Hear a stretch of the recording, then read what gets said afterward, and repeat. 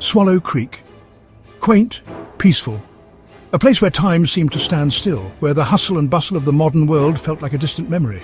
A village nestled between hills, surrounded by lush greenery and the gentle rustling of leaves. A stream carving through its heart, providing a soothing soundtrack to the villagers' daily lives.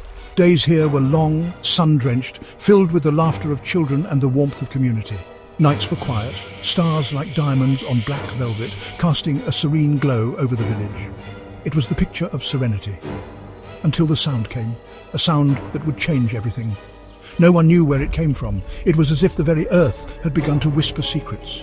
Some whispered of an old mine, long abandoned and forgotten by time, others of a forgotten graveyard, shrouded in mystery and overgrown with weeds. It began subtly, a low hum, a distant drone. Then it grew louder, more insistent. It wormed into your ears, vibrated in your teeth, making it impossible to ignore. It was a sound that sank deep into your bones, unsettling and relentless, a discordant symphony of terror that seemed to come from everywhere and nowhere. Life in Swallow Creek changed. The once vibrant village was now cloaked in anxiety. Laughter died on children's lips, replaced by worried glances and hushed whispers. The murmur of the stream was no longer soothing, but a constant reminder of the silence that couldn't last. It was as if the very essence of the village had been altered, leaving an unsettling ambience in its wake. The sound hung over them, an oppressive presence that they couldn't escape. A monstrous wave always on the verge of crashing, threatening to engulf their peaceful existence. The first time it happened, no one was prepared. The village was caught off guard, completely unready for the chaos that would ensue. The sound, a deafening roar, erupted, shattering the tranquility of the day. Tearing through the peaceful afternoon, panic seized the village, spreading like wildfire.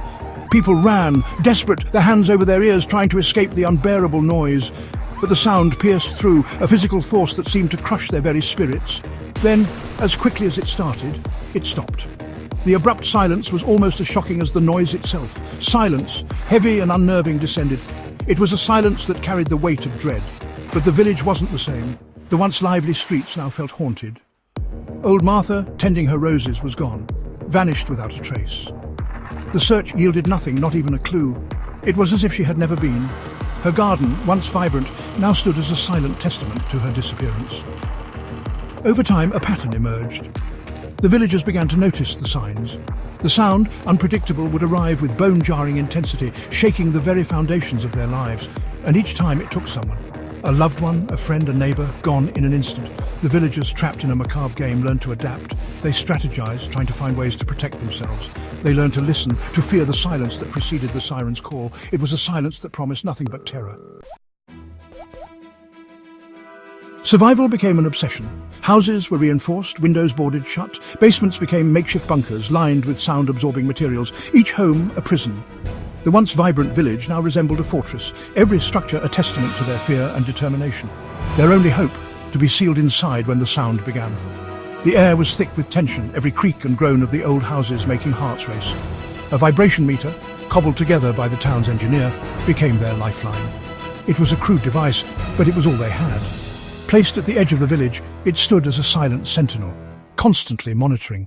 It measured the sound's intensity, the needle's movement a harbinger of their fate. A high-pitched whine meant safety, the sound fading. It was a signal that the danger had passed, at least for now. Only then could they emerge, blinking, into the eerie quiet.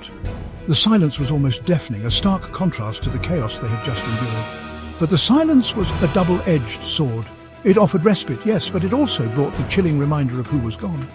The absence of familiar voices was a constant ache, but it also brought the chilling reminder of who was gone. Empty chairs at dinner tables, once filled with laughter and conversation, now stood as silent memorials. Empty chairs at dinner tables, a stark reminder of the lives that had been lost.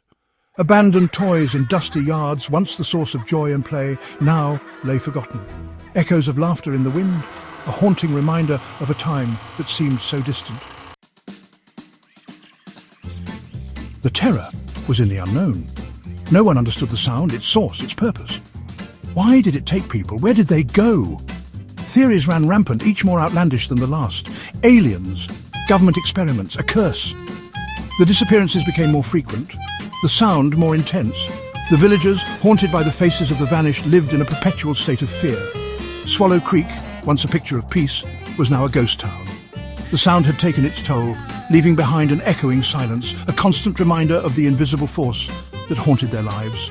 And as long as the sound remained, no one was safe.